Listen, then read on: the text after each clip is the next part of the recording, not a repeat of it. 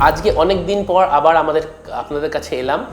আজকে কিন্তু আমরা কোনো অসুখ বিসুখ নিয়ে আলোচনা করব না। আজকে কথা বলবো গুগল নিয়ে, যেটা খুব ইন্টারেস্টিং। অনেক পেশেন্ট বা তাদের আত্মীয় স্বজন আমাদের কাছে বলেন যে ডাক্তারবাবু গুগলে এটা দেখেছি, এবং খুব আমতা আমতা করে বলেন, অ্যাজ ইফ যে ডাক্তারবাবু খুব রেগে যাবে গুগল করলে। কারণ আজকাল দেখবেন সোশ্যাল মিডিয়ার যুগে ফেসবুক অমুক তমুকে তৈরি হয়ে গেছে যে গুগল দিয়ে ডাক্তারি করাটা খুব খারাপ।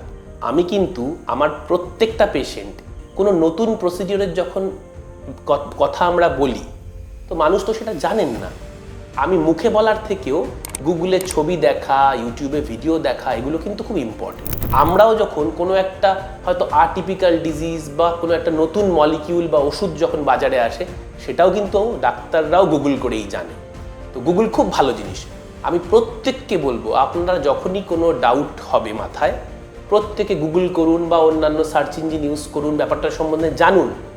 যদি দেখেন যে ডাক্তারবাবুর ট্রিটমেন্ট এবং গুগলের কথার মধ্যে কোনো একটু গরমিল আপনার মনে হচ্ছে, সেটা ডাক্তারবাবুকে জানান। নিজে থেকে চিকিৎসা পদ্ধতিকে চেঞ্জ করবেন না, এইখানেই প্রবলেমটা হয়।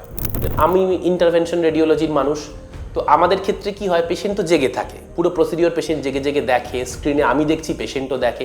অনেক সময় যেমন রিসেন্টলি একটা হলো, অসুখটার নাম হচ্ছে মে থার্নার সিনড্রোম। হঠাৎ করে পেশেন্ট বললো, ডাক্তারবাবু এটা কী জিনিস? তা আমি বললাম, দেখুন আমি তো এখন প্রসিডিওর করছি, আপনাকে বোঝানোটা সত্যি কঠিন হয়ে যাবে, আপনি একটা কাজ করুন। একজন নার্সিং স্টাফের মোবাইল আমি পেশেন্টকে দিলাম, আপনি তো শুয়ে আছেন, আপনি বরঞ্চ হাতে নিয়ে মোবাইলটা দেখতে থাকুন, গুগল করুন, আমি প্রসিডিওরটা করি।